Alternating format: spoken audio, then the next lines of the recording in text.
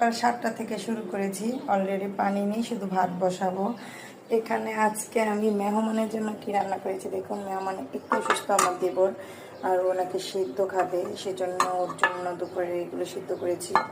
আর এখানে ও সকালের নাস্তা পরীক্ষা করে এসে এই ডিম আর গাজর আর শসা খাবে। এখানে পানি নেই, সেজন্য কিছু থাল বাসানো রয়েছে। আমি আসলে সকাল সকালই কাজ করে ফেলি, কিন্তু যখন দোকানে যাই তখন হয়তো একটু কাজে সময় নেয়। আর এখানে বুট সিদ্ধ, এগুলো খাবে।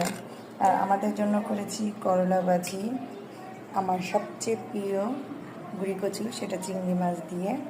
কেমন হয়েছে রান্নাটা বলবেন।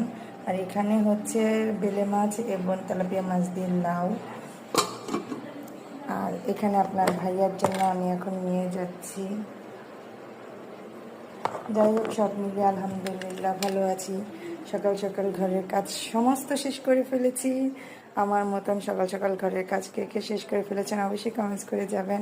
আর যারা আমাকে ভালোবাসেন প্লিজ সবাই ভালোবেসে আমার পাশে থাকবেন। আল্লাহ হাফেজ।